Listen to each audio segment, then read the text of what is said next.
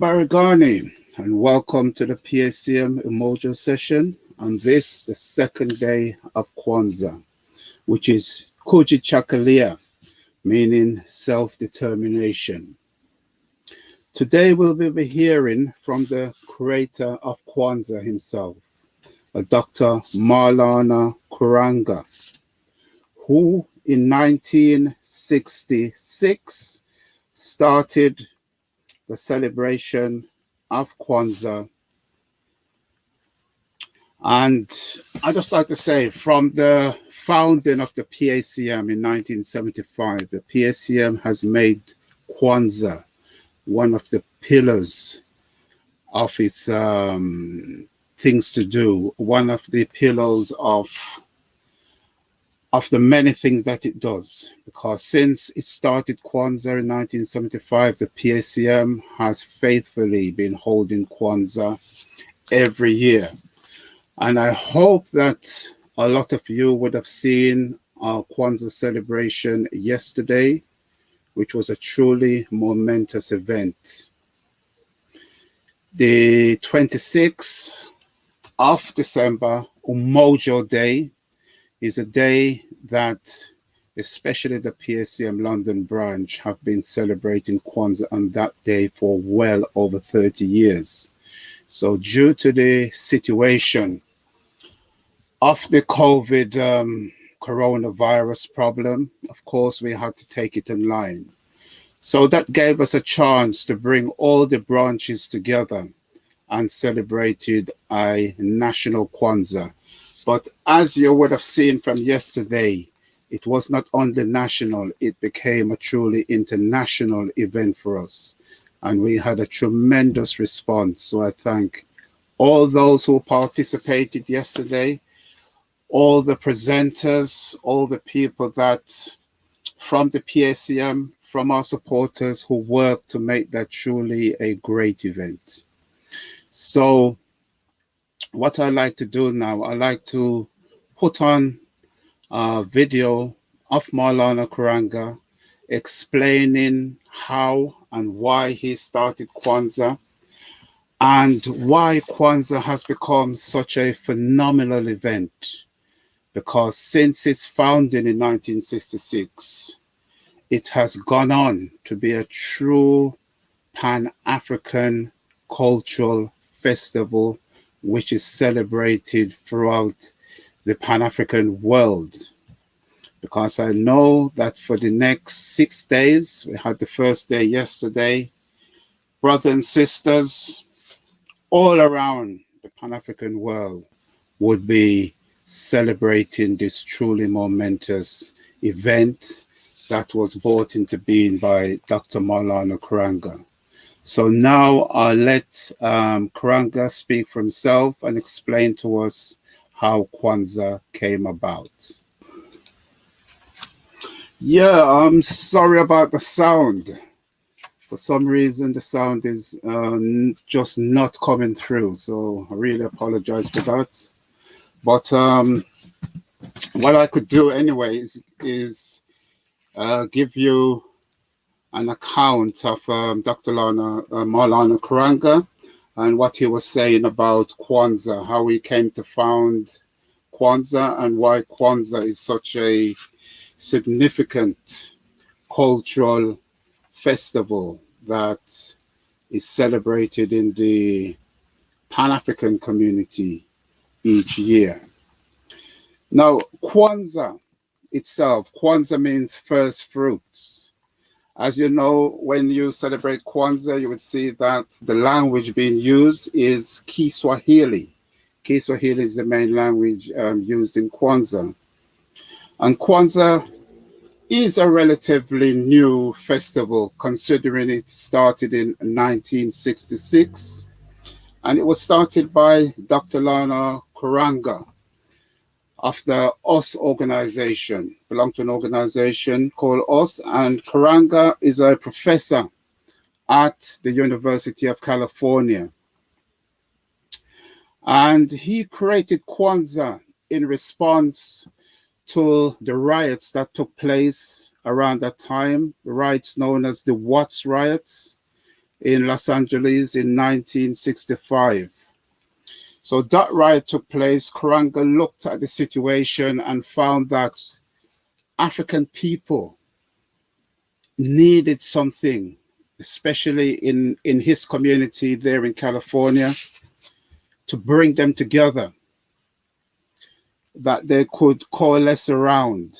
So he decided to do some research that took him to the motherland, that took him to Africa. And he observed in Africa what is known as the first fruits of the harvest. That at harvest times, when crops were being gathered in, particular festivals would take place around the gathering of crops. And as he traveled throughout Africa, he see that it took place right throughout the African continent. And I can remember that even in the Caribbean, if you're from the Caribbean, I'm sure you can remember certain festivals taking place. Like, for instance, in Jamaica, every year in the parish of Trelawney, they have the yam festivals. So what then Karenga did, he bought all the things that he found together, returned back to America, and then started to create this festival. And the festival became known as the festival as Kwanzaa.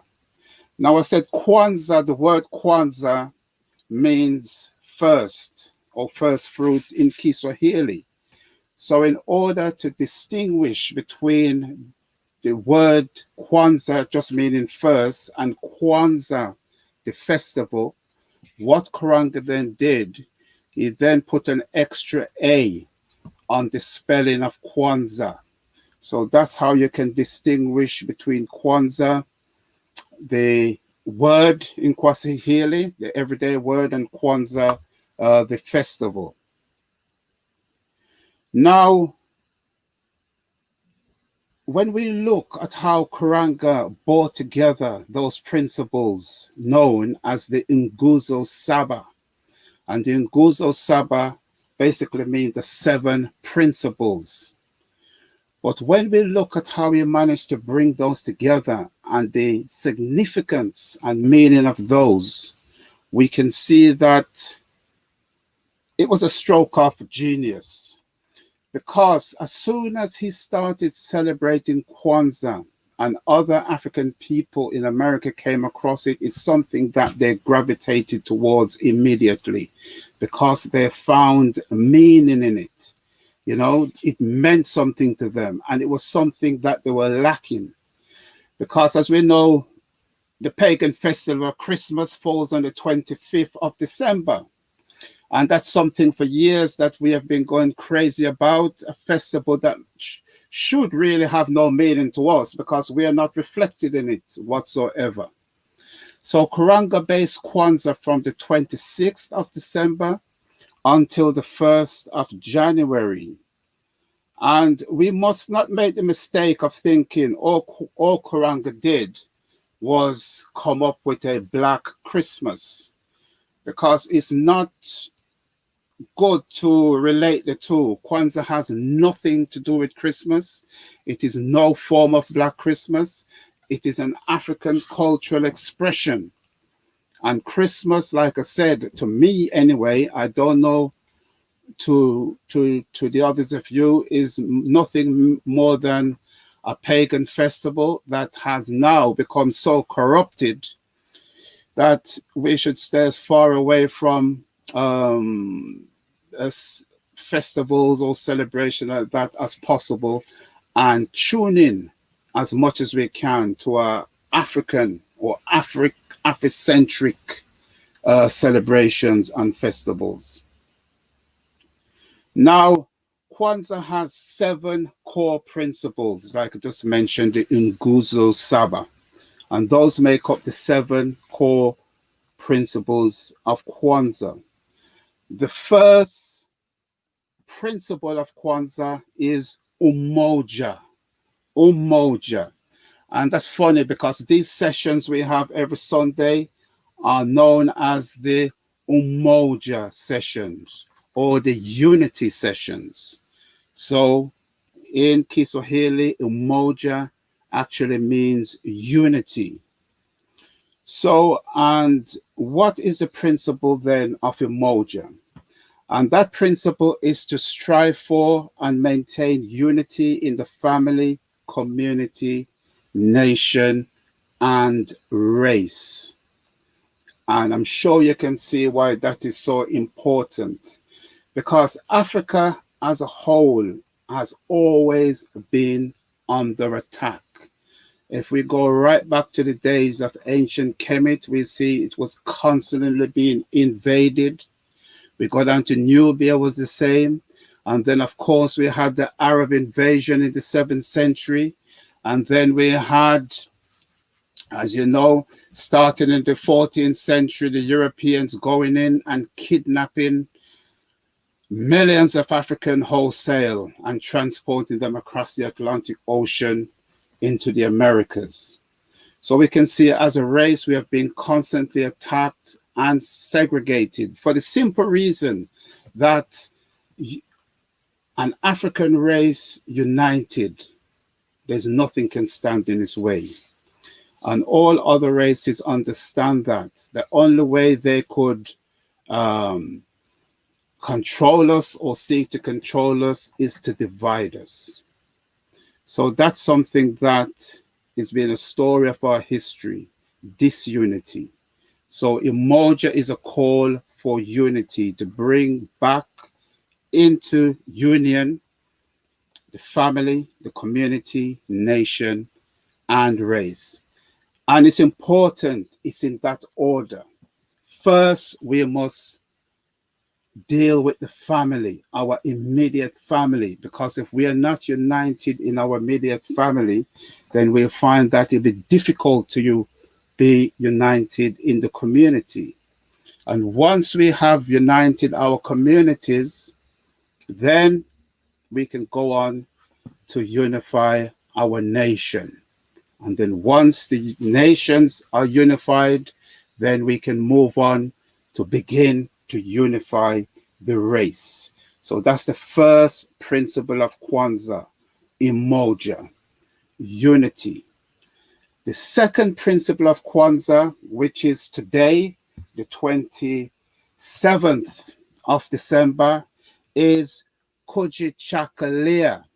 And Kujichagulia is the Swahili term meaning self-determination.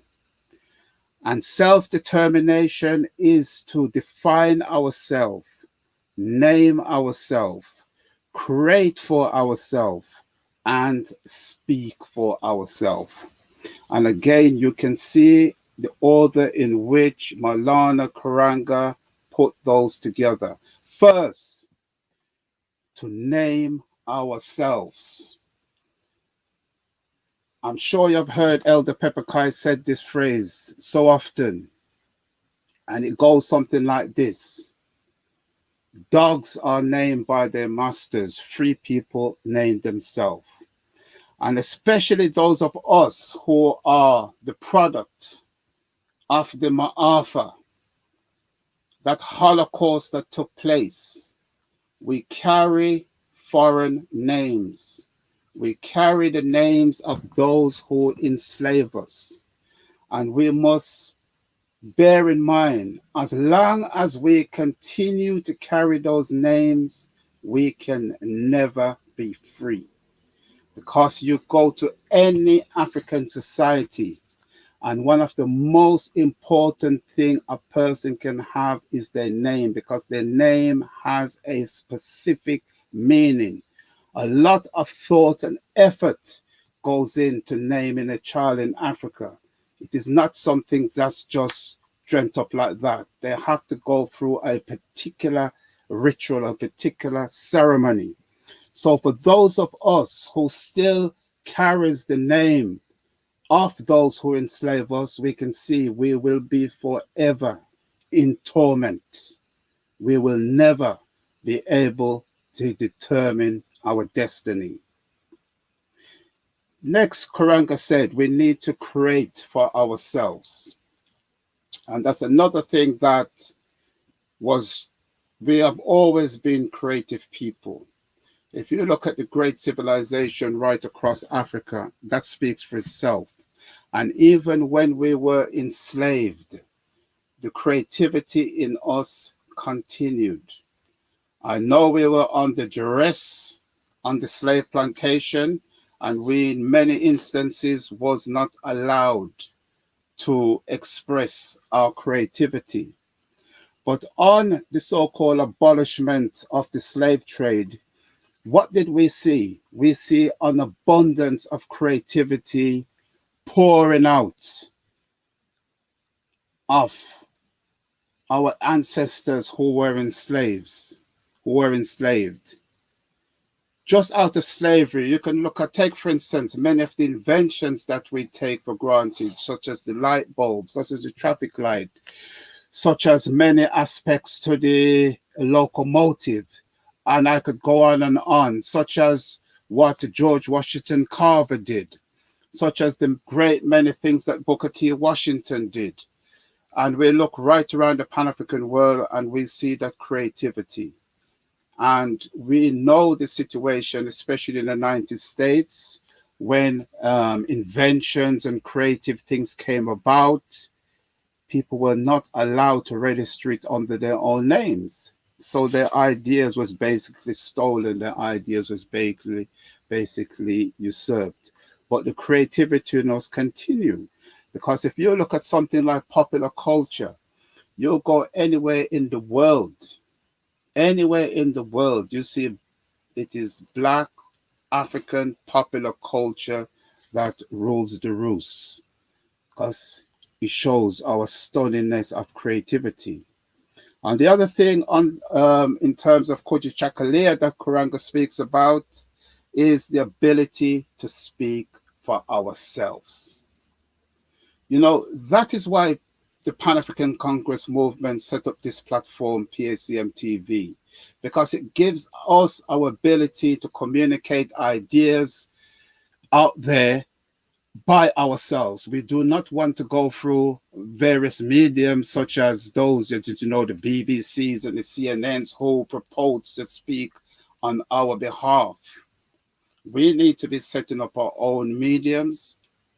And one of the blessings of this modern age is the internet that gives us that ability to go and set up mediums where we can directly communicate to our people. So on a platform like this is the intention of the Pan-African Congress movement, not only for us to speak to you, but to give you the ability to also speak to us. Because the conversation between African people need to continue. We are the ones that need to be spinning our own stories, be spinning our own narratives out there.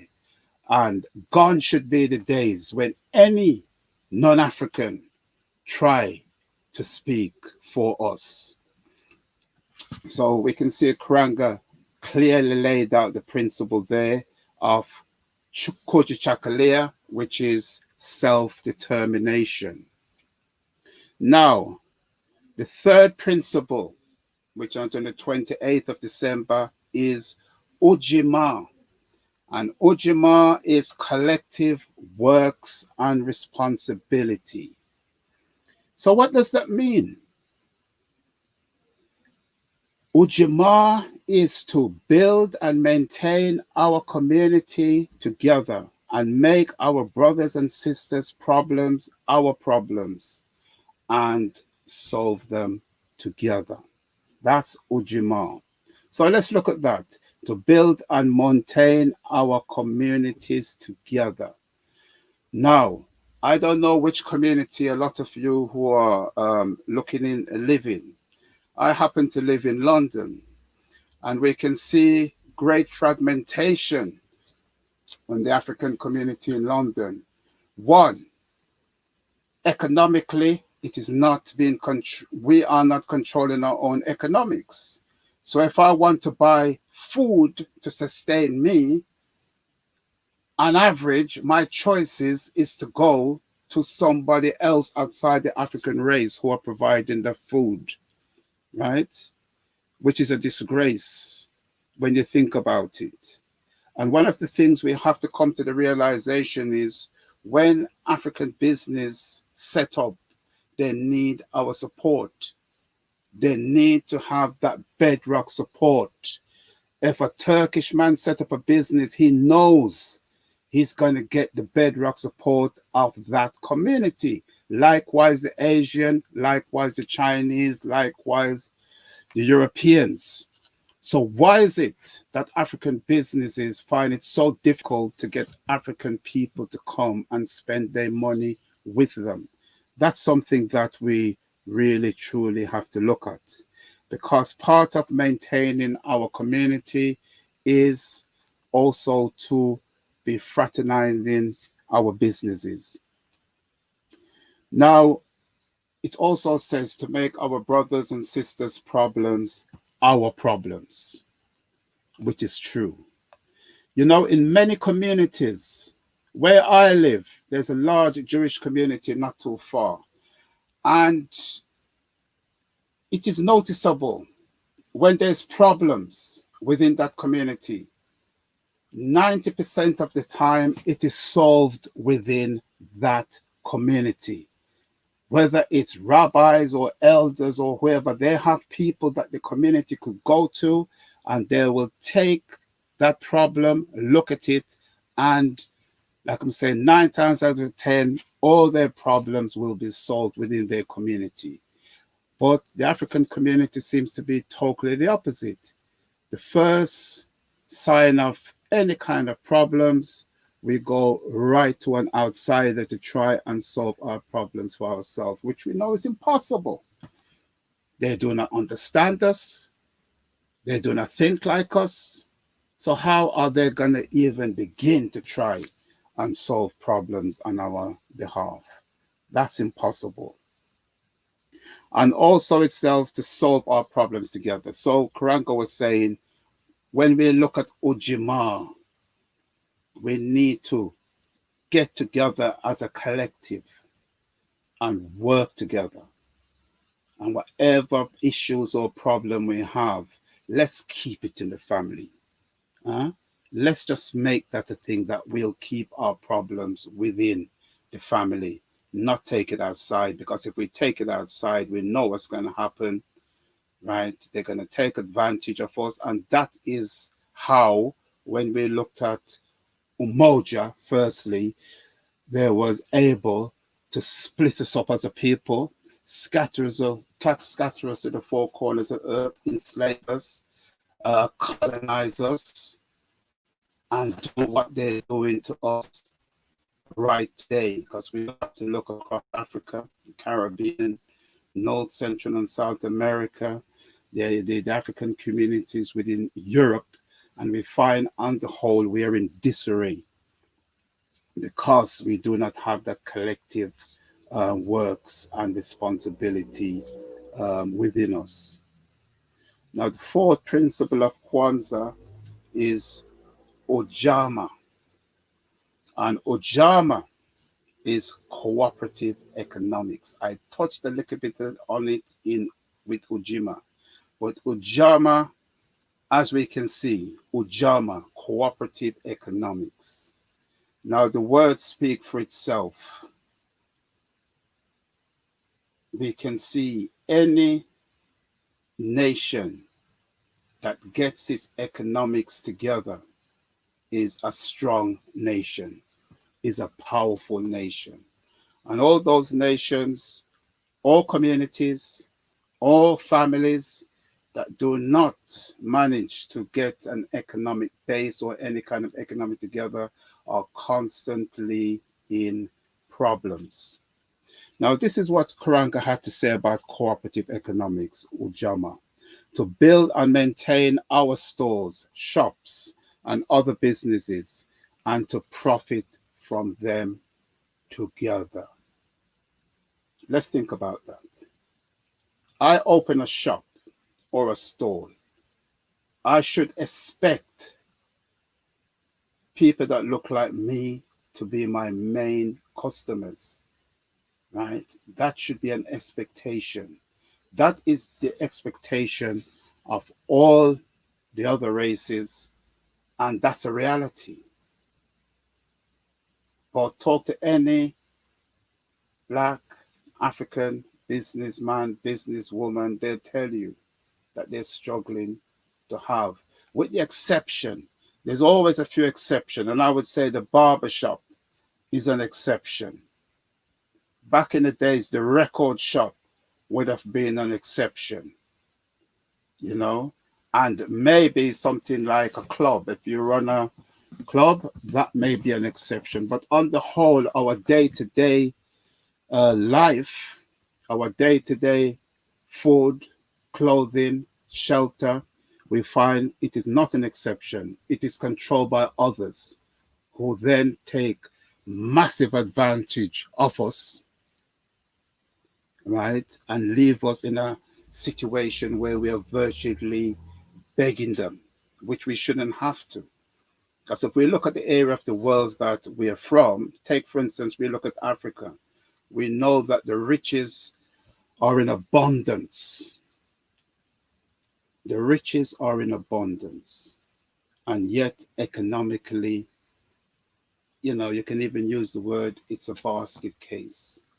And you can say, but why is it that way? And sometimes it's that way because we're trying to follow another person's system. You know, a system that works for one don't necessarily work for another. So we should devise our own system that works for us. And once we do that, I think we will see a drastic change in our fortune on the economic front. I mean, take for instance, there's an instance that comes to mind right now. Not too far out of slavery, the place in Oklahoma called Tulsa was founded. Now, these were people that had been enslaved for generations. They had now gotten their so-called freedom, and they collectively got together, collectively start to open business. They then fraternized their own businesses. So Tulsa started to boom, and it did not go unnoticed, you know, and we know the story of that. It was burnt down eventually by some jealous the white community, because they saw the Black community making extraordinary progress to the point that they surpassed them. And we can see that enacted all over the world. That's the same situation. So cooperative economics, Ujamaa, that's something we have to be very, very mindful of. You see? Now, the fifth principle is near purpose. Purpose. And Karenga said about purpose, to make our collective vocation the building and developing of our community in order to restore our people to their traditional greatness. So we can see there, purpose. If I wake up tomorrow morning and I do not have any purpose in life, what's the point getting up? I must have a goal. I must have ambition. I must have some kind of drive. The reason why I get out of bed every day, right? So looking at purpose, as Karenga is saying, we need to make our collective vocation the building and developing of our community. That's our first focus. If no matter where we are, if we develop a strong community, we will be a force to reckon with. How long have African people been in this country in large numbers? You know, we can mention the Windrush, when we know we have been here a long, long time before that, but in very, very small numbers. So the Windrush, I think it was 1948, arrived, and Africans began to come in large numbers from the Caribbean. And as we know, that continued. And in the 60s, a large amount of Africans started to come from the continent, and the African population in Britain began to grow. right? And so we needed to develop it. At first, it seems that it was heading that way. Because I know that when my parents came into this country in the 60s, it was nothing for them to get together and throw partners in order to generate a financial base. So then they could go on, was able to then buy their own property. The communities were tight knit because I remember every Sunday, either we visited somebody or somebody visited us. And within that community, everybody know everybody. You know, it was hard to walk past another black person without, if you don't know them, without saying something to them and getting to know them. There was that sense of purpose that we're here and we need to look out for each other. But as we know, as time went by, that structure began to break down because we began to lose our purpose for the reason why we came to this country. Because I'm sure this would go for most of you who parents would have come here. The idea was to come here for 5 years, make as much money as you can, then return to whence you came, and then begin to develop. But how many truly, after 5 years, returned?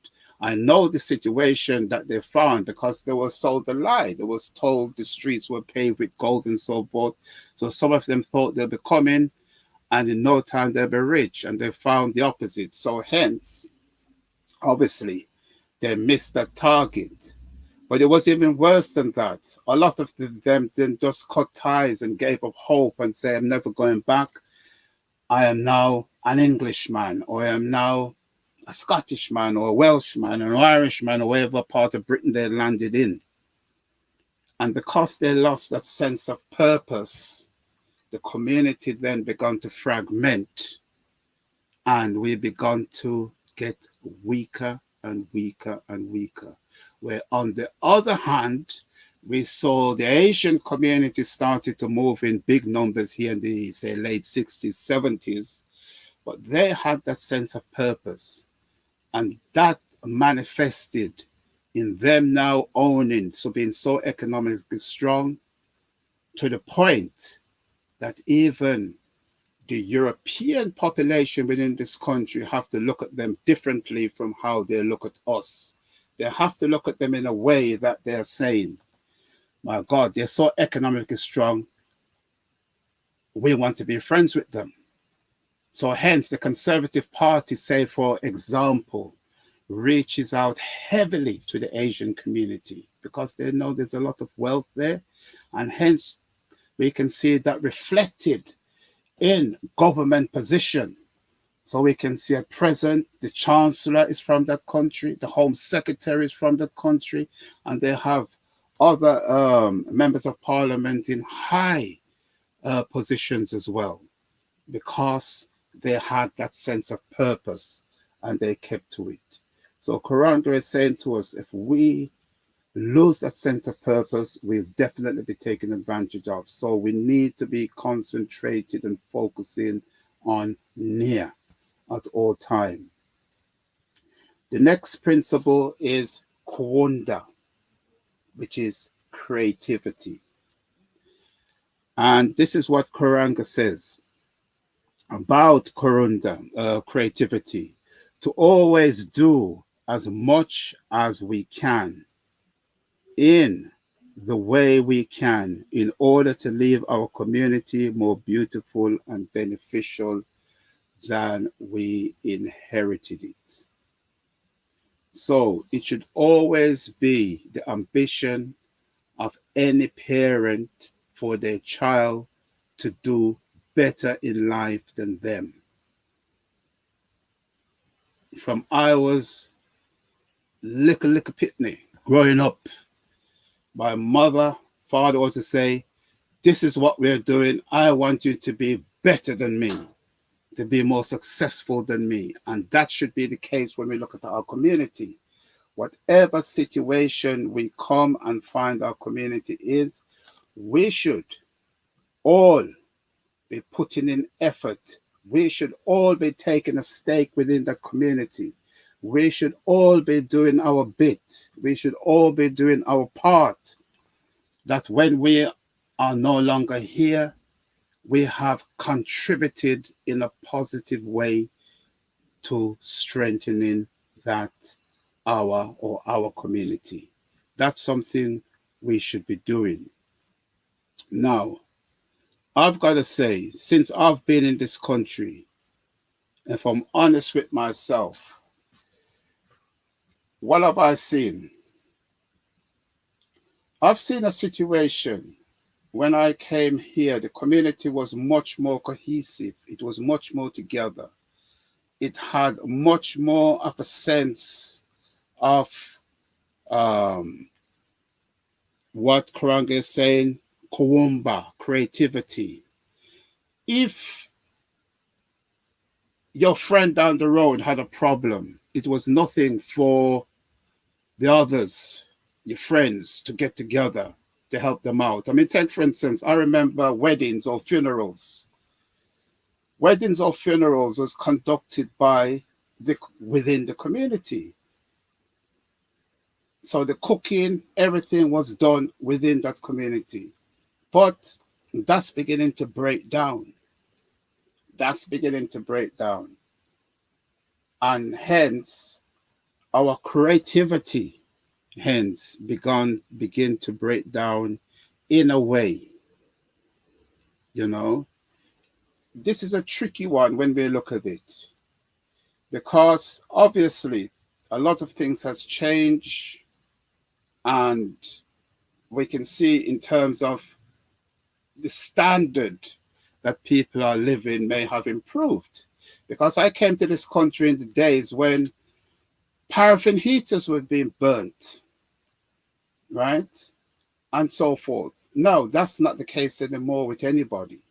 So we can see, yes, overall the standards have changed, but overall our creativity should be at a higher level than it is. I speak, for instance, of the organization I'm in. When I joined this organization, it was heaving with people. All the branches was firing on all cylinders. We were able to hold African Liberation Day for 3 days. The last day, we would march through the street and we would have a big rally in the park. And we have enough people together that was easy to do. And we were able to put on a lot more functions than we are today because the creativity was there. But what we can't get away from is the constant attack and interference in our business. Like I said, when it comes to popular culture, who is the creative ones? Who is the trendsetters around the world? It's African people. Everybody is looking at where the next idea or where the next fashion trend is coming from. They come to the African communities, to the Black communities to look.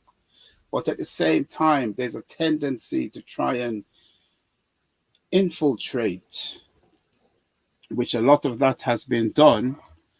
And we know through various mediums, a lot of propaganda has been spun, which a lot of our people have become a victim to. So that's one of the things we have to be mindful of. But on average, Kuumba creativity is still present within any African community because creativity is in our DNA. We can't help but to be creative. If any situation we find ourselves in, we'll create our way out of it. And then the final principle, as we look at, is Imani. And Imani is faith. And this is what Karenga says here. To believe with all our hearts in our people, our parents, our teachers, our leaders, and the righteous and victoriousness of our struggle. So faith, Imani, you can say that's probably the core principle because it's pointless you setting out trying to do something if you do not believe in it, if you do not have the faith that it will succeed.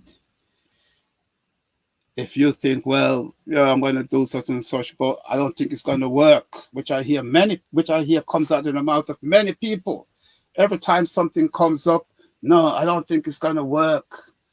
I think they're losers. They have no faith. Imani does not exist in them. Whereas you can get another person in the worst of worst situation, but they believe so much that things are going to come right if they put in the time and dedication and hard work. Anything can be turned around. So that's what Karenga is saying. First, to believe with all our hearts in our people. So first we have to believe in ourselves. How many people do you know that say, boy, black people no good? No black people no good. Anyway, I see too much black people, nothing's going to come of it. So you got people uproot themselves from black African communities and go and embedded themselves in some European community somewhere to get away from themselves, right? So they do not believe in their people, right? Our parents, again, he's saying our parents, our elders, because when you're growing up, who is the most important peoples or two people in your life? Is your mother and your father. They're the one that brought you into the world, and they have the most significant influence on your life. But in turn, you have to respect them. You have to believe in them if you want them to do the best for you. It also says our teachers. Now, our teachers, what better teacher can we have than somebody like the Honorable Marcus Messiah Garvey, the Honorable Malcolm X, Queen Mother Moore, right? Nanny of the Maroons, Harriet Tubman. When we look at teachers, people who have taught us things, people who have left lessons for us that we can build upon and thrive. So it is extremely good. I mean, yesterday in our Kwanzaa, we was privileged to have, I would say, two of the greatest living teachers around on the platform yesterday addressing us. And that was Obati Shaka, who the PACM has been in contact with since its formation and is still in close contact with. And then we have Bayina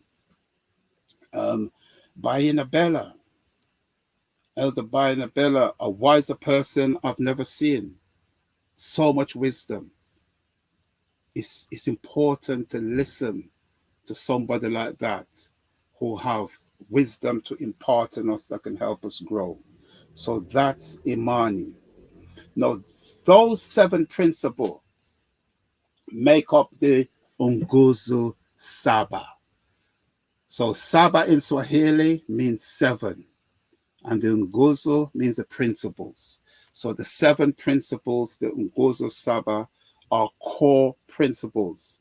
And let's face it, those principles are not only principles we use at Kwanzaa. Those principles are designed for us to live by throughout our lives. Throughout our life, just as a reminder, Umoja, Kujichagulia, Ujima, Ujamaa, right? Nia, Kuumba, and Imani. Those are reminders. If we need reminding every so often, we can look at those to reinforce our determination to live by them. Because if we follow those principles, we'll find that not only our personal life become better, but the life of our community, the life of our nation, and the life of our race will improve immeasurably. Now, apart from the Nguzo Saba and the core principles, Kwanzaa also have 7 core symbols. And these symbols are, because I don't know if you can see behind me, This is a typical Kwanzaa shrine. And on the bottom, we have what we call the umkeka, which is the mat. And then we have the 7 candles, the Mashuba Saba. We have the cup, which is Kuumba cha Umoja. And we have the fruits and so forth. And all those have fundamental meanings. And I will go through them one by one. The first one is Mazeo. Mazeo is the crops. And the Mazeo symbolizes the fruits of collective planning and work, and the resulting joy, sharing, and unity, and thanksgiving part of African Harvest Festival. To demonstrate Mazeo, people place nuts, fruits, vegetables,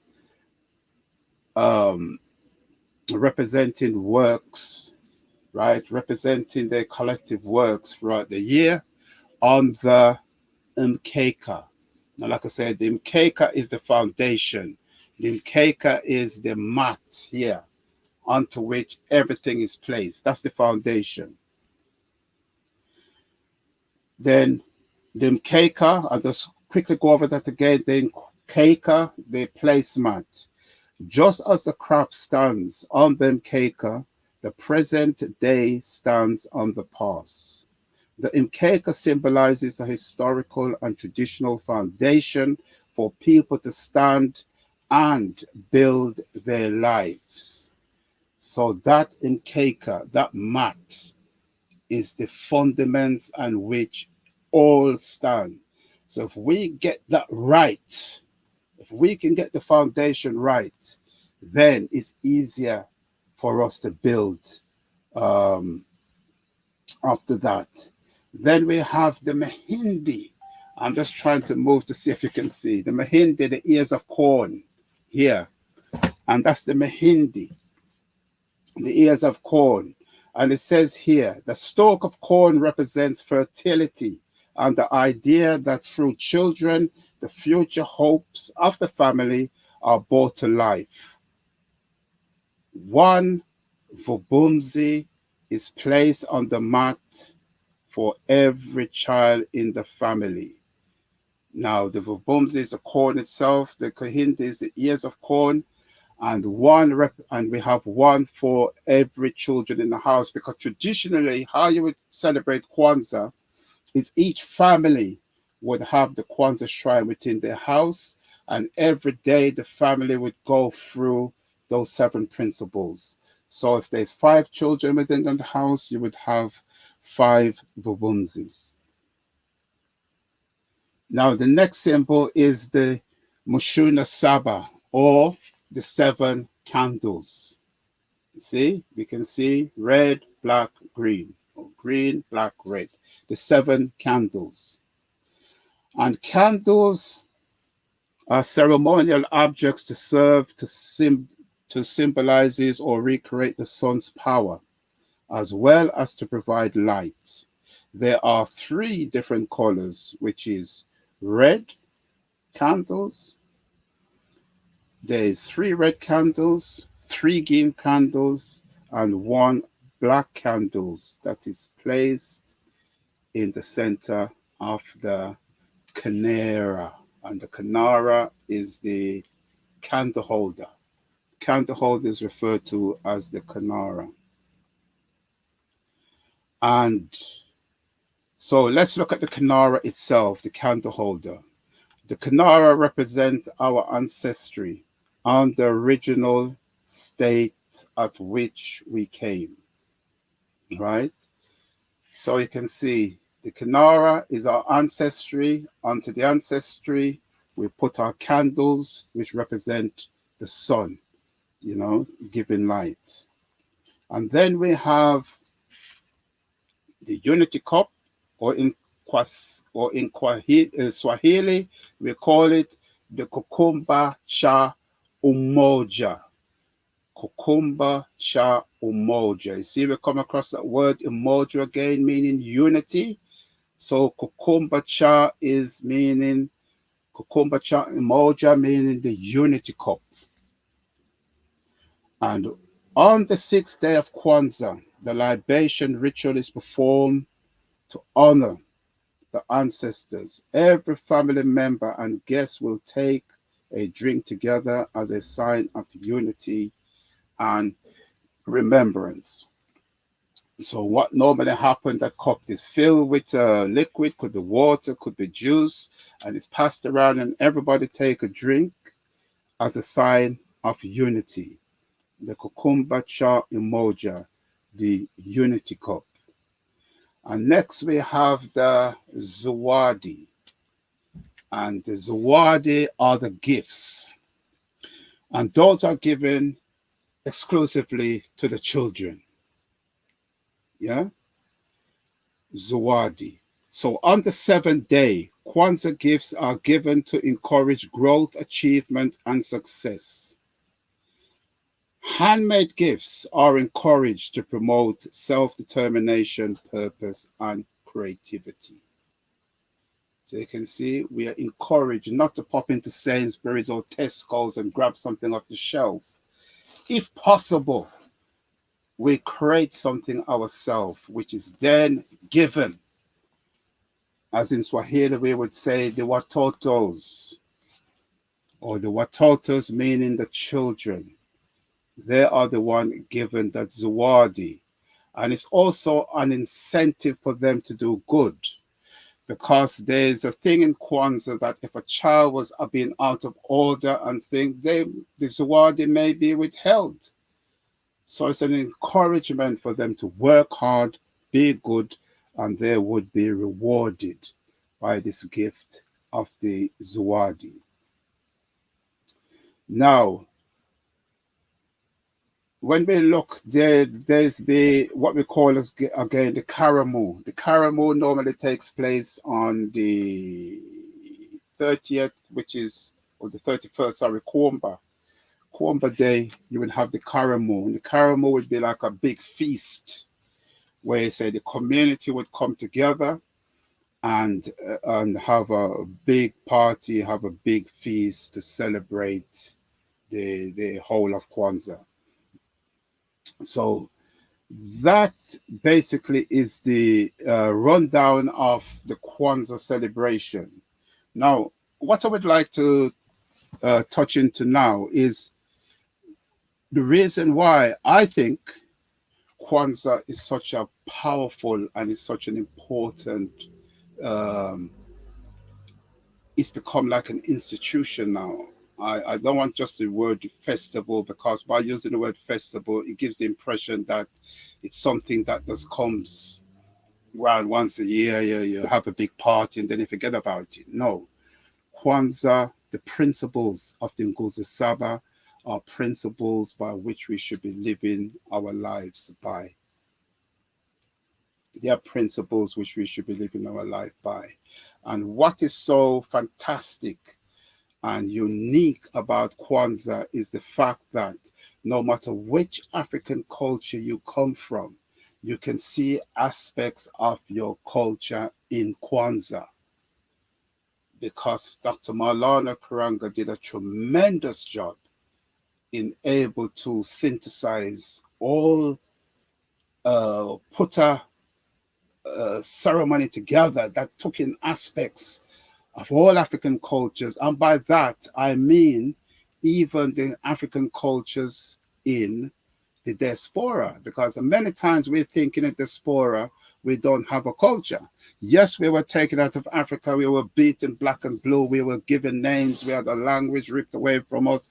We have our names ripped away from us. All kind of manner of things were done to us. But within that mayhem, we were able to come up with some semblance of a culture which we could live by.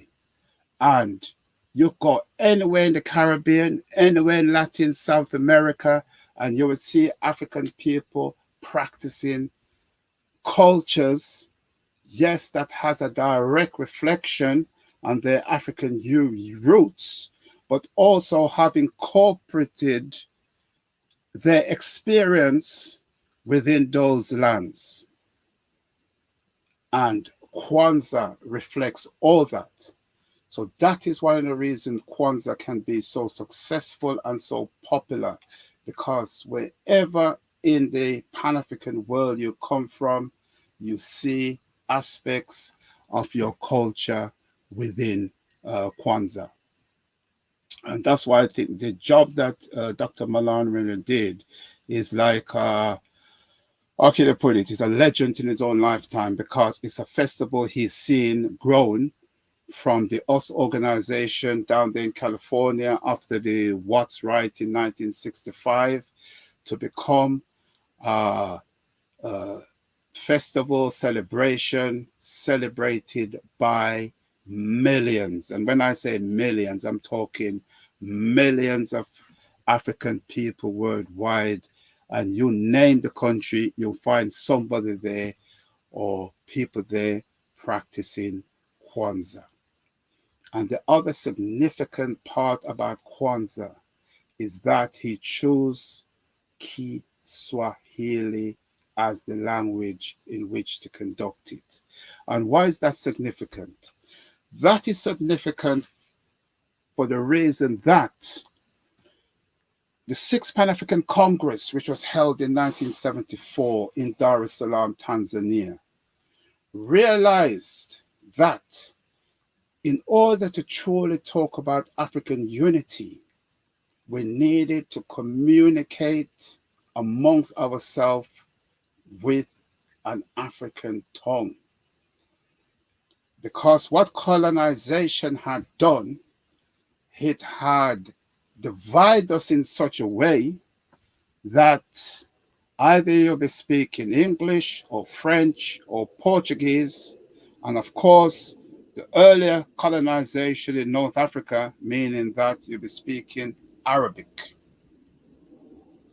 And as long as that situation consists, it will be difficult to unite Africa. It will be very, very difficult to unite Africa. Because as I'm speaking to you today, I'm using the English language, unfortunately, because we know why we have come to be using these languages. Now, in order for me to express myself in the English language, I've got to go for a thought process which is European in the way my brain is processing information in order to process that language. If you listen to the sound of African languages, they sound completely different from European languages. So hence you get a different thought process completely. So in us expressing ourselves in this European language, we know true freedom is beyond us. It is only when we become immersed and truly fluent in our African languages that we will be able to think outside of this European box that we find ourselves locked into. So at the Sixth Pan-African Congress, it was agreed that a single language in Africa should be focused upon, which can be used as a communication tool throughout the continent. Swahili was chosen. I've heard several reasons why that could have been the case, but regardless, Swahili was chosen. One of the reasons it was said because of its geographical spread, because as we know, it's spoken in Kenya, Tanzania, Uganda, parts of Rwanda, and so forth. That was one of the reasons. Another one of the reasons could just be that the conference at the time happened to be taking place in Tanzania. So I'm sure that would have a great influence on it. But whatever the reason, surely, think about it. It is better speaking an African tongue within the African continent as a means of communication than speaking a European tongue. Take, for instance, if we look at the EU, EU is made up of, what is it now, 27, or Britain has left, so by 27 countries, say. Now, each of those countries more or less have their own languages. But in order for them to be able to communicate they have selected, I think it's English and French, as the main language of communication, even though within the Czech Republic and Slovakia and Greece and stuff, they're still speaking their language. But they all came to the realization that the ease of communication, which they need in order to be a truly great power, they would have to come down on, uh, break it down and come down on one or two languages to primarily use for communication, which they do. So at the moment, we can see on the continent, it is a chaotic situation that, as we know, the so-called Francophone states are using French, and then they got the other ones using English, and then the other one is using Portuguese, and the other ones using Spanish. Yes, they have their own indigenous languages, which a lot of them use, but the language for commerce and communication that matters in terms of a global aspect is foreign languages. Nowhere else on any other continent do we see that. Do we see no other continent and no other places using foreign languages, meaning outside of the families of languages, as their main communication tools? So that's something that, with Karanga using Kiswahili to conduct Kwanzaa in, it automatically helps us, and it helps reinforce the importance of us using Kiswahili. Now, it is encouraging to see that in Azania now, I think they've adopted it and they want to start to teach it in the schools. Because let's face a situation like this. China has gone into Africa in a big way. And one of the demands China is making is to have its language taught in the schools. So hence, all over Africa, you have young African children learning Mandarin so that they can have more ease of communication with China, whereas a lot of them can't even talk to each other across the continent, which is a ridiculous kind of situation. So that's something that I'm glad that Maulana Karenga did in terms of Kwanzaa. Again, when we look at Kwanzaa, I first celebrated Kwanzaa when I joined the organization in the late 80s in Birmingham. And I remember the first Kwanzaa I went to, I was just perplexed because never heard of it, didn't know what it was. And I saw this big banner, Happy Kwanzaa. And of course, it was fun learning about it. And in taking part in such a celebration, you felt it gave you this kind of empowerment. Because up until then, even if you never really checked for Christmas, because it was so overpowering at time of the year, you got pulled in. You somehow got pulled in and be sending Christmas cards to each other, or in some way you'll be pulled in. Now, as I said before, Kwanzaa should not be compared to Christmas. It has nothing to do with Christmas. But what Karenga did, he gave us an alternative. So no longer was there an excuse to say, well, I can't celebrate Kwanzaa or can't stop celebrating Christmas, because if I don't, what would we have? Because at Christmas time, you bring the family together, you do a big get together. And then Karenga gave us an alternative. Well, drop Christmas, you can do all that at Kwanzaa anyway. And it's much more meaningful to you, right? It's something that has a lot more meaning than this pagan festival of Christmas would have. Yeah, I'm going to look at some of the comments now that's come up. And there's one here. My family celebrates Kwanzaa at home every year as much as possible. Make your shrine symbols. I made my Kinara over 30 years ago, all to reinforce, all right, to reinforce the Nguzi Saba. That's brilliant. And that should be our goal. We should all have the Kwanzaa paraphernalia in our yard. And if we don't have it, we should seek to get it. and it's not difficult to get. You know, we got to be careful, because I know a few years ago the Chinese cotton on to this Kwanzaa that a lot of Africans people, so they started to mass manufacture Kanaras and the paraphernalia for Kwanzaa. We got to try to avoid that. We got to try and make it ourselves. And if we don't make it ourselves, or we know somebody, I know a brother who makes Kanaras, and I'm sure he wouldn't mind me mentioning his name, Brother Gordon in High Wycombe. So if you can get in contact with him, he makes the whole set of Kanaras, and we should be seeking to have all that in our house, that we celebrate that with our family, because like I say, it's a celebration that has great meaning to us. I'll put up another point here. Let's see. And it says, Kwanzaa is an example of spontaneous order. No government planners or bureaucrats to claim credit for its growth or success. Brilliant. See, I would say Kwanzaa is what we say is taken an organic development. It is not something prescribed by any government, as you say, or any bureaucrat. It is something that our people see, gravitate towards, and adopt because it makes sense. You know, it's something that makes sense to us. It has meaning to us.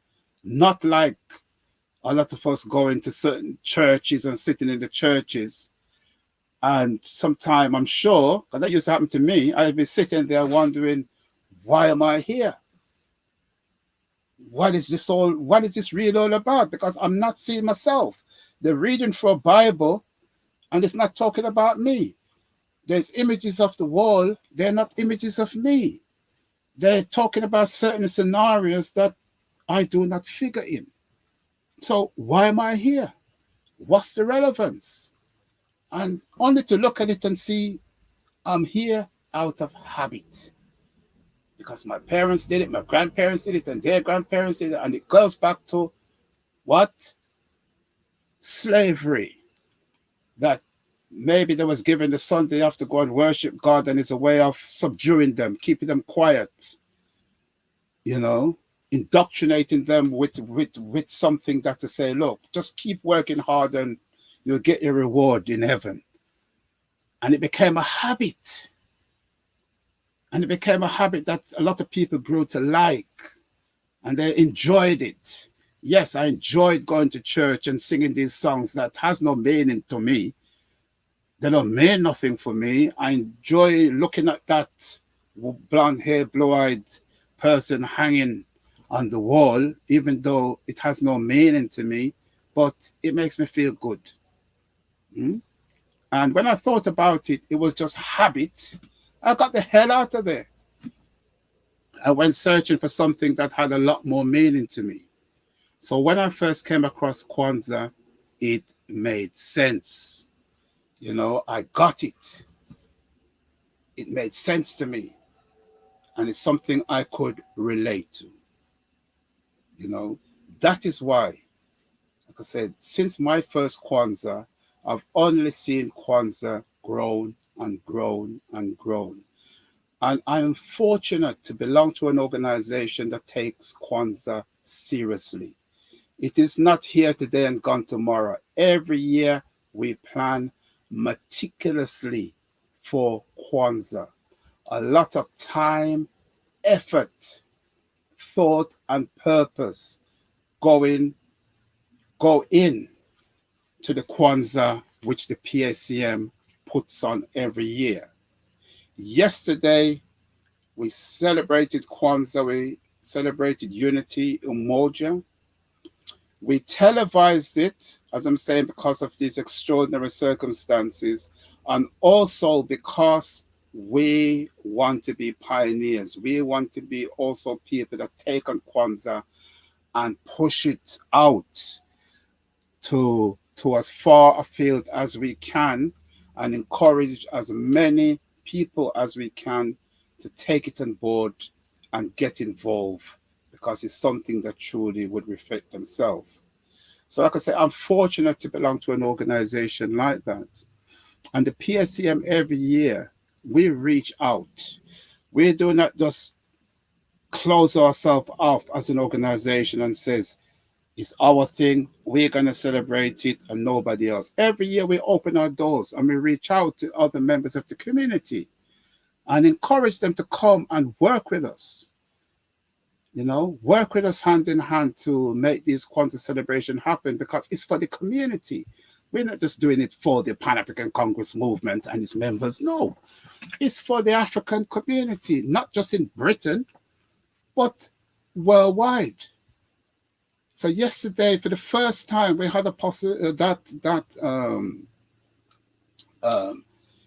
we had an opportunity to screen it on YouTube, screen it on Facebook, and we were getting messages back from Azania, from Uganda, from all over the Caribbean, from everywhere, from the United States, and people are tuning in. And that's what it's all about. Because if you remember, some of the principles of the Nguzo Saba, it talks about building the family, building the community, building the nation, and building the race. And what the Pan-African Congress is doing is part of that building process. Kwanzaa today, liberation tomorrow. Once you tune into Kwanzaa, it gives you that sense of belonging. It gives you that sense of identity. It gives you that sense of self-assuredness that, yes, I understand who I am. I understand where I'm coming from. I understand where I'm going. And I understand why such a festival like Kwanzaa is so important to us.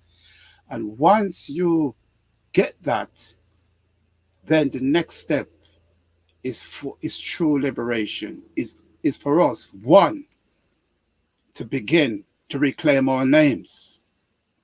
Because without our names, we forever will be, how can I say, bouncing around in darkness. We're not sure of who we are because we're carrying our slave master's name, not saying masters. Stop using the word slave master. We're carrying those who enslave us names. So that's a handicap to us. They still have certain powers over us by us doing that. So one of the first things is to do it. It is difficult. I know some people, that's my name my parents gave me. All right. Think this way. Before your parents gave you it, what name did they have? It came from your slave masters, right? They gave you the name. So that's why we got to get rid of that. The next thing we need to do, we need to get more in tune with our culture. By that, what I mean is,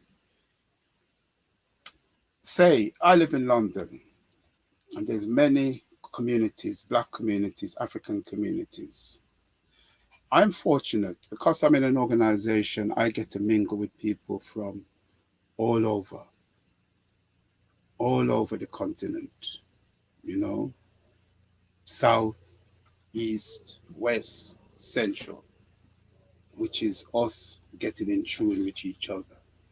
Because by us getting in tune with each other in a way, we are understanding each other, understanding where each other come, and then Pan-Africanism can begin to be practiced, and Pan-Africanism can then begin to work. Because that's how Pan-Africanism, that's what Pan-Africanism is all about. We're talking about ultimately a United States of Africa.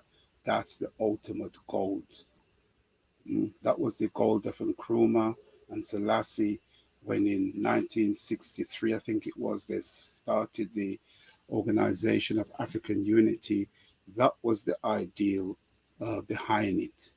And that's what Kwanzaa is giving us. Kwanzaa is bringing us together, And from that, then we can extrapolate out and look at the bigger picture in terms of Pan-Africanism. So, in coming to our end and coming to our summary, we can say we thank Dr. Maulana Karenga for his tremendous insight, his tremendous work. It's a work of genius, and we can see that it's a work of genius in that how it has been received. And it has been received in such a positive way by millions of Africans worldwide. No matter which part of Africa or the diaspora you're from, you can all embrace Kwanzaa as a means of us coming together. We can see Kwanzaa could be the vehicle that brings us together, no matter which part of the Pan-African world we are, and then we can speak one common language through the practice of Kwanzaa. That's what we are doing. We are speaking one common language, and that then togetherness, like I'm saying, is going to then engender that sense of Pan-Africanism. Because I know there's anti-Pan-Africanism out there. I do not agree with Pan-Africanism. It don't exist. We are too different and all that. No, that's exactly what our enslavers drilled into us, because they wanted that divide and rule scenario, right? Through this festival, we are beginning to bring back those fragmented bits, bring them back together, bring them back in a cohesive state. And through that, that is where true liberation is going to come. Because one, practicing Kwanzaa, you're automatically practicing an African language. We're all practicing the language of Kiswahili. So no matter where in Africa you're from, you end up having some knowledge of Kiswahili. And that can only be a good thing, because that's an African language that's bringing us together. Two, by looking at the Nguzo Saba, especially the Nguzo Saba in Kwanzaa, and practicing the Nguzo Saba, those are tenets that is there to improve us as a people to such a level that our eyes will open. I don't know if you've ever been in a scenario where something is happening around you, but you can't exactly put your finger on it.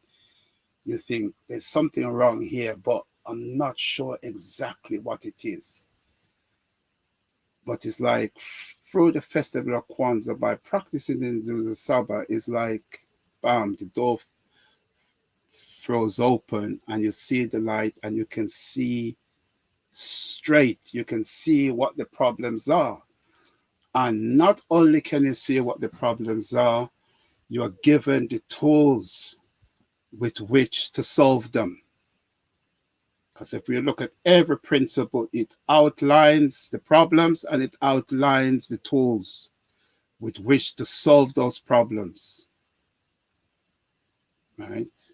And if we just follow it on that line, we will find that as a people, as an African people, right, we will embrace each other. So no longer would I be a Jamaican only, and I can't see further than that. I would be able to embrace my Africanness over my Jamaicanness, because let's face it, it just so happened that when the slave ships left Africa and was dropping us off here and there and everywhere, my ancestors happened to be dropped off on that island. Somebody else was dropped off in Barbados or St. Kitts or Trinidad or Guyana or wherever we was dropped off. That's what we're supposed to become. No. As the saying goes, you take a mango tree out of Africa and you plant it in any place in the Americas, it's still a mango tree. Right? And that's what we're going to see. You take Africans to Africa, you drop them anyway, they're still an African first. That's the important thing. You're an African first. It took me a long time to get to that point where I could see myself as an African first. I've always seen myself as an African, but it was like, well, I'm of African descent. I'm of African descent, meaning that there's something else that overrides the African part of me. And it took me quite some while before I could actually take down that Jamaican flag from the wall and say, no, I'm African first. Hmm? Jamaica was just an accident of history. I'm an African first. And that is what Kwanzaa inculcates with us. That sense of pride, that sense of, you could even call it a sense of nationalism, because we have something to rally around. We have the flag of the red, black, and green, which is Garvey held up as the flag of Africa. If we go to Africa, every country has their own flag. So why not have a uniting flag, the red, the black, and the green, that symbolizes African unity? That's the way we need to be approaching Kwanzaa.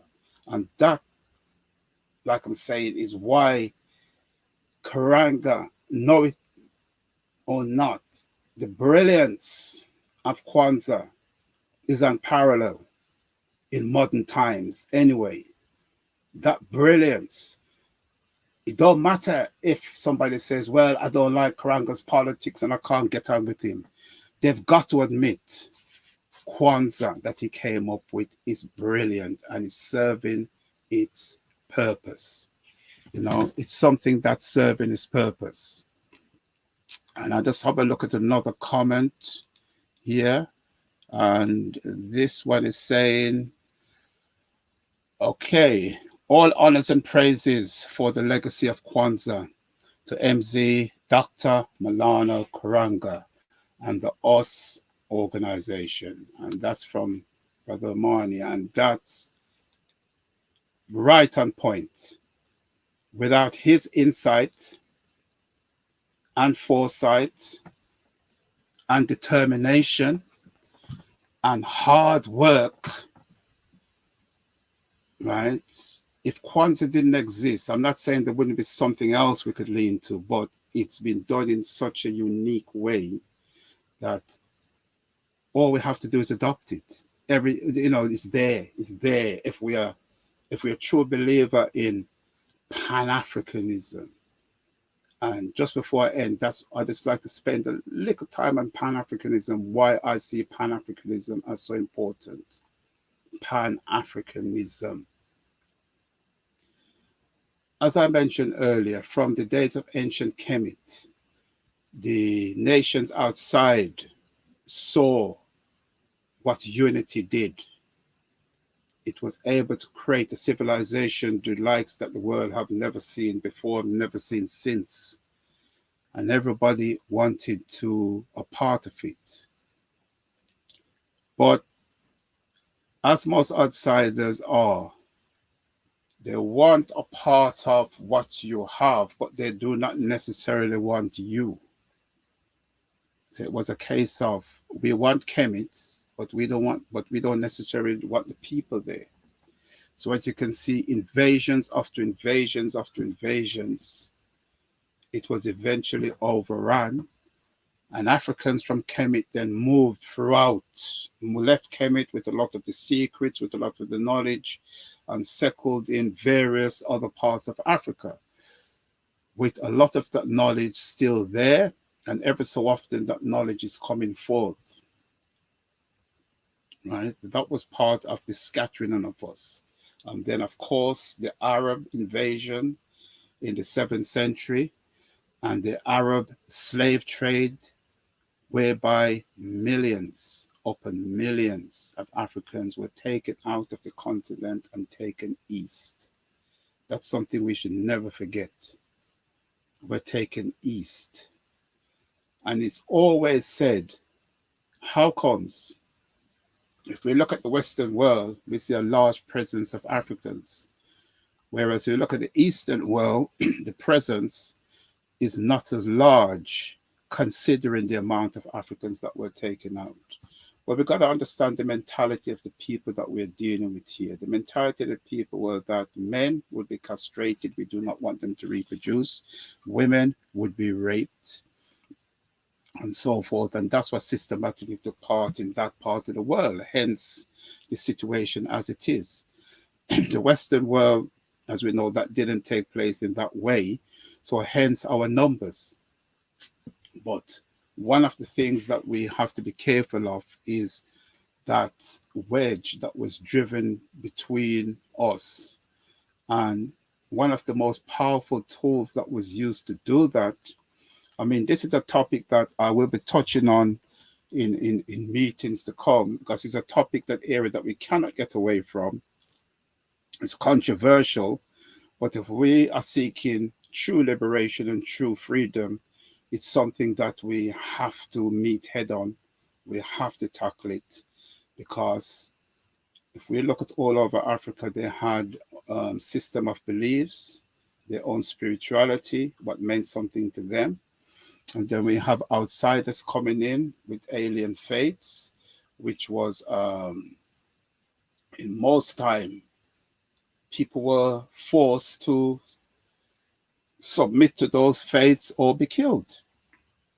So we had millions of Africans taking on religions that are not necessarily in their interests.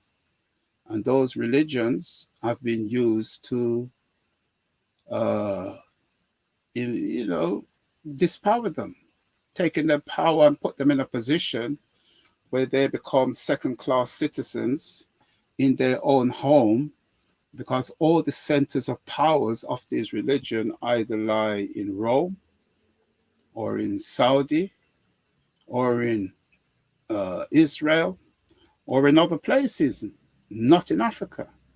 As we can see, none of what we say the Abrahamic faith, none of the centers of powers is to be found on the African continent, whereof all of our spirituality, the essence of all of them, are to be found on the continent. That's something that we have to look closely at. And that's something that I think Kwanzaa, the way in which Karenga put it together and it's enacted, is indirectly influencing us, because Karenga was careful to say Kwanzaa is not a religious festival. So, meaning that whether you be Muslim, Jews, Christian, whatever you are, and you're African, you're welcome to celebrate Kwanzaa, right? Because we want to welcome you home, because in that aspect, but I would say indirectly, it is reinforcing that African spirituality. And I am sure that it has happened, and I hope that it's happened on ever larger scale. When people celebrate Kwanzaa, it will come to the realization that the whatever religions or faith they're in is not for them, and Kwanzaa will wake them up to get back to the source, to their roots, and looking at their spirituality instead of these alien things. Because these alien things, of course, it empowers the people from who it came. It's designed to do that, but it has a negative effect on us. And I think that's why a lot of us are having such a hard time as a people, because we continue to hold on to things that are not designed for us. They're not designed to empower us, because remember, it was in the name of Islam and it was in the name of Christianity that they marched into Africa and started to enslave people. So how can a religion in whose name you enslave millions of people should be the first choice religion of those very people who were enslaved? It doesn't make sense. It makes no sense at all. So those are issues which I think on this platform will be tackling in time to come, because in order to realize true liberation, we've got to be able to maneuver ourselves out of those things that many of us were born into. Many of us have been lucky that we were able to break free from them, but a lot of us are still entrapped within those because they see no alternative, because they haven't been woken up to see what truly African has to offer. So celebrations such as Kwanzaa that Karenga have put together, to me, is like a starting point. It's something that anybody can come to, take part. It is enjoyable. It is something that's very, very family orientated and people orientated. You're with people and the vibes. I've never been at a Kwanzaa where the vibes has been negative. It's a joyful vibe. It's a righteous vibe, and that's what you want to be around. And then you find that grows in you, and then it begins then to force you to start asking yourself certain crucial questions about your culture and your place in this world. And so I'm just having a quick look at any other points.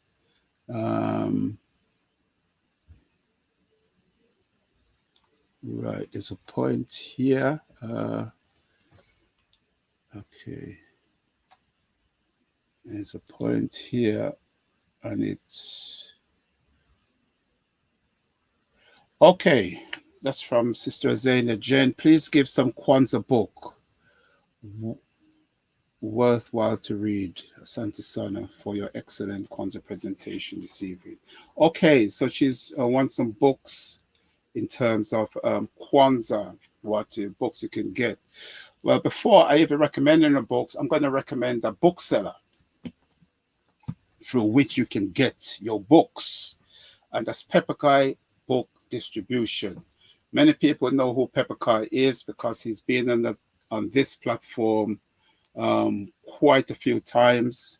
You know, he's one of the regulars on this platform, and you know, he's talked about the fact that was one of the founder members of Head Start Bookshop. For those who can remember Head Start Books, that used to be based there at 25 West Green Road. And since then, he has gone on to found the Pepukayi Book Distribution, which now is based at 366A High Road, Tottenham. 366A High Road, Tottenham. What I will do, I will put his contact details in the description below. So after this, those can look at it and get in contact with him. And all you would have to do is give Elder Pepukayi a ring and tell him that you're interested in books on Kwanzaa, and he'll be able to give you an array of books that he has on Kwanzaa, because I know there are many.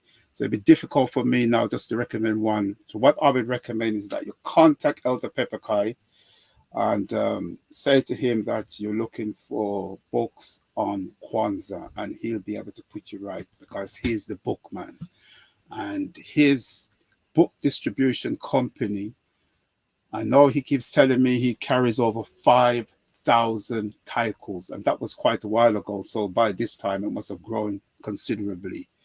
And I would say if we look throughout the whole of Europe, there's no larger distribution of African book than Pepukayi Book Distribution. Is easily the largest distributor of those types of books.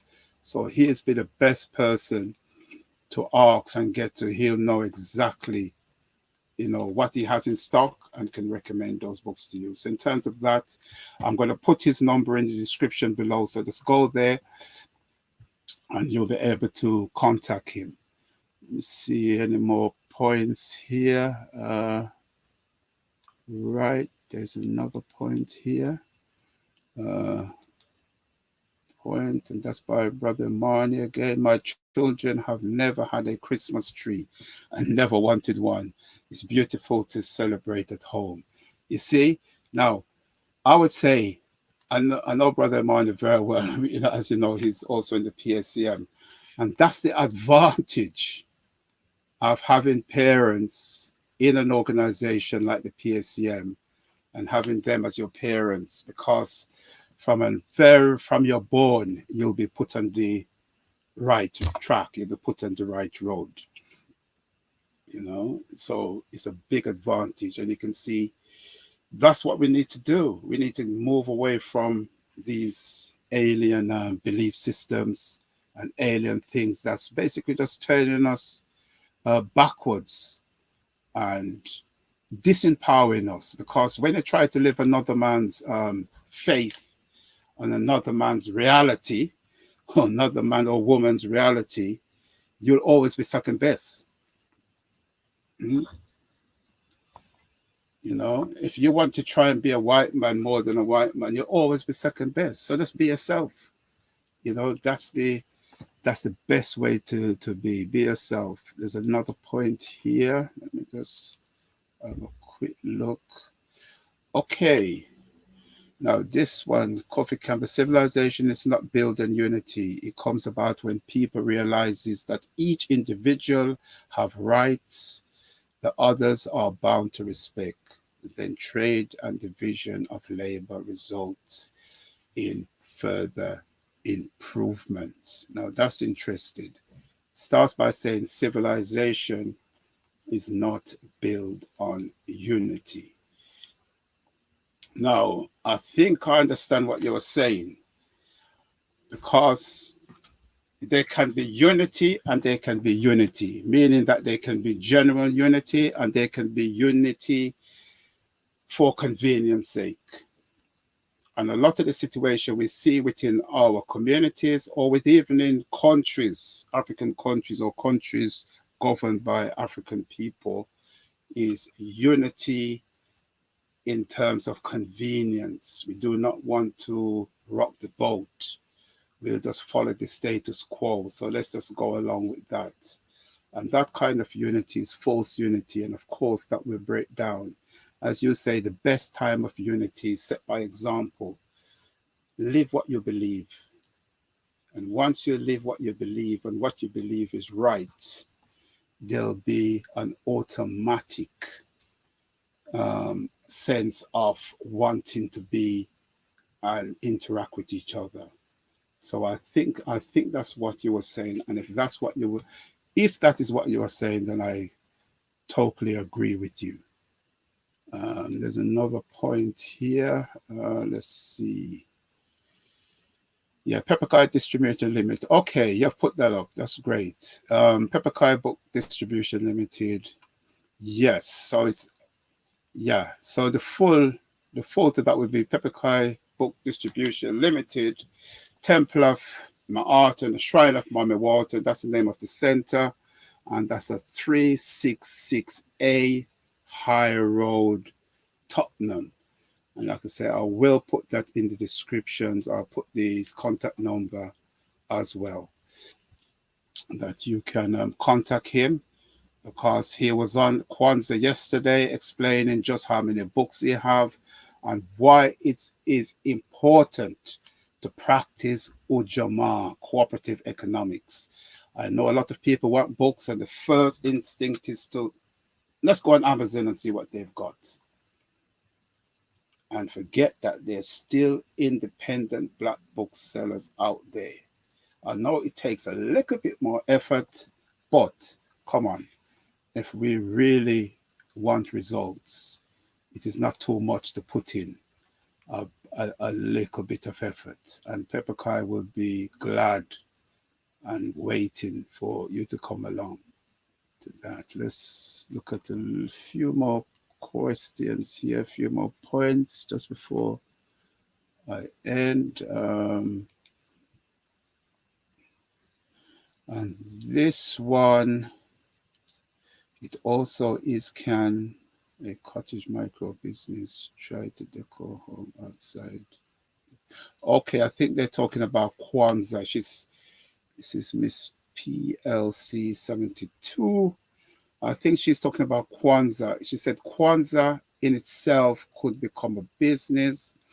I think what she's saying is just like how you see some people at Christmas would send cards to each other, and they would decorate their house, and they would, in and outside, they would decorate their house. we can do the same at Kwanzaa. Definitely, we can do the same at Kwanzaa. In fact, I know many people make Kwanzaa cards. Kwanzaa cards are sent to each other. And of course, you can put up decorations around your home, and if you want, outside your home, and that could become a business, because then you have to buy it from somebody. Somebody has to manufacture it. So why not us? You know, that's a business in itself. I mentioned before, Brother Gordon in High Wycombe, he makes canaries. Again, I will look for his number and put him in the description. And if you need a canara, please contact him, because those canara he does are handmade. And I think now he does the canara plus the cucumber, choy marge, and the other paraphernalia you can get. So there are brothers and sisters here that's doing it. Please do not just go to the first department store and then see some Kwanzaa section, because you know that's made in China. And you know right now our relationship with the Chinese is not too tough. So just try and support our own as much as possible. Okay, I think that's all the comments. So what I'd like to say is thank everybody again. So I'd like to say Asante Sana. And again, I'll try and use the Swahili as much as I can. So Asante Sana, meaning thank you very much for tuning in today on this, the second day of Kwanzaa, Kujichagulia, self-determination. So determining our goals, determining our future, determining things for ourselves. And being one of the long-standing members of the Pan-African Congress movement. And just to say, I joined the Pan-African Congress movement via an organization known as the African Caribbean Self-Help Organization. Now, the African Caribbean Self-Help Organization is one of the founder member group of the Pan-African Congress movement. But the African Caribbean Self-Help Organization in its own right has a rich history. It's a group organization that was started in 1964 in Handsworth, Birmingham. And I would say the average age at that time of the people that founded it would have been 15, 16, 17-year-olds. Got together as young youths, saw that they needed things organized. Today we're talking about self-determination. They needed to determine their future. So they came together and founded an organization at that age. And then I think what they do, they'd reach out, especially in the States, to people like Black Panther parties and stuff, for material and stuff that they could build their reading material together and ideas. And it's an organization that is still in existence today. It opened its first Saturday school in 1967. And I was privileged to be one of the teachers in that Saturday school in the late 80s, in the 90s. I taught at that Saturday school. It's an organization that has been a trailblazer, not just in the city of Birmingham, but throughout the whole United Kingdom. And it has expanded its reach right throughout Africa and the Caribbean. That is why I was honored to join an organization like that. And like I said, that's the organization I came through. And note the name, African Caribbean Self-Help.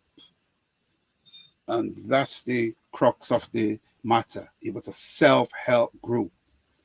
So it wasn't a matter of waiting around for somebody else to do something for you. If it needed doing, you got on and you did it. So that's the kind of background, that's the kind of philosophy I'm coming with. And being in London and being part of the London branch of the Pan-African Congress movement, the mentality and the attitude is the same. We are very much of a self-help, self-finance, group. And if something needs to be done, we do it. We just mobilize our energies and effort and get it done. That is why, since its formation, PACM has been celebrated Kwanzaa. That is why the African Caribbean Southern Organization starts celebrating Kwanzaa as far back as 1972. Right? That is why Obati Shaka yesterday could say, since 1974, he have known many of the personalities in those organizations and is still in contact and is still working with them, because that's the kind of organization it is. And in terms of self-determination, Kujichagulia, we realize that nobody isn't going to give us no free meal. If we want liberation, we have to liberate ourselves. Garvey said it, Malcolm said it, Cabral said it, Sankara said it, and Nkrumah said it. You look right across, and they've all been singing the same song, that liberation is self-liberation. We have to liberate ourselves. We can't wait, and nobody's going to come. People come and try to take advantage of us, of course. But in terms of liberating ourselves, we have to do it with ourselves. That is why I am honored to belong to such an organization, such as the PACM. I'm honored to be here every Sunday on PACMTV. I'm honored to be able to go out to the Pan-African world and share with brothers and sisters knowledge. That's an honor for me. That's an honor for me in itself. It was because of this organization that I first visited Africa as far back as 1992. And since then, I've just grown in terms of Pan-Africanism and even my personal life, and that's the kind of organization that the PACM is. If you saw Kwanzaa yesterday, it gives you a glimpse. When COVID came and there was a lockdown started in March, we were preparing for African Liberation Day in May. And when it was said, no more gatherings or so forth, we thought, boy, that's it. But no, that wasn't it. We look around, African liberation, that must take place. So how can we do it? So we looked around and we look at these internet platforms and we found that, yeah, we can do it via that. And it happened. Same with Kwanzaa. We thought by now we would have been out of lockdown, but that is not the case. So hence, we held Kwanzaa online yesterday. I know being online has its technical issues. As you can see, I was trying to play Maulana Karenga at the beginning, and for some reason, no sound. I tried everything possible, did all the right things, but still no, I wasn't getting no sound. I could hear it, but the sound wasn't going out. But we're not going to let that deter us. So from time to time, you'll be watching this channel and you'll see we're having some mishaps and hiccups. Just like yesterday, there was some technical issues and problems, but we just battle through it. Nothing is perfect. Nobody is perfect. As long as the message gets out in the end, that's all that matters. And people will understand. People will understand. But the most important thing is for our presence to be there, for us to be present there, showing people that we are carrying on with the work. It's not just a case of a talking shop. Many people have said, oh, the PACM is just a talking shop. All we do is talk, talk, talk, talk, talk. I defy anyone who says that to look at the history of this organization, to look at the history from ASHO, from African Caribbean Southern Organization in 1964. And I challenge any organization within this country that put themselves in the Pan-African mold or in the Black sphere that can match us in our endeavors well over 50 years in the case of ASHO and well over 45 years in the case of PACM. I challenge any organization, because if you go back in the history and you will see what we have done, a lot of things that is been taken for granted in this country and see that we were at the forefront of those things. And plus, not everything we do, we can talk and air. Not everything we're involved in, I'm at liberty to come and say. But believe me, in the background, the work is going on. That plenty of work is happening. But this is our platform online. And through this platform, we'll endeavor to keep bringing you knowledge. We will bring on speakers. As you can see, Elder Cecil is a, great asset to us, great warrior scholar that has taught in some of the biggest universities, has, great credentials to his name. And he's willing to come in here on a regular basis and give his knowledge, which is good. We have many other such speakers in the pipeline. We have many other events in the pipeline, which if this situation exists, we will have to be putting it through a platform like this. But I would also say this, now that we have built up a big online community and we are able to reach our brothers and sisters throughout the Pan-African world, even when we get back to so-called normal and we will be meeting again in halls and so forth, this platform will continue because we have built up a relationship with a lot of viewers who come on, and this platform will continue. And one of the things that going forward we would like to do is be a bit more interactive. So every so often we'll be opening the platform so that people who are watching us and making comment in the comment section, there'll be a possibility for them to come live into the studio and to make contribution also. That's something that we are working on. So again, I'd like to thank everybody for being here this evening. So I'd like to say again, Asante Sana. And we'll be back again next Sunday. And all I would say, being the first Sunday of the month, you know what that means? It means Elder Cecil will be here again with a very interesting and dynamic topic. So until next Sunday, I bid everybody Kwaheri.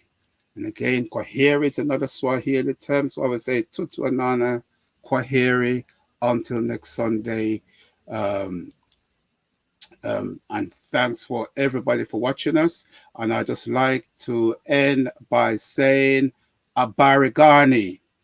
And I'm sure those who knows the phrase will be shouting Kujichagulia. So I would say it 3 times. Abarigani. Abarigani. Abarigani. So until next Sunday, I bid you Kwaheri.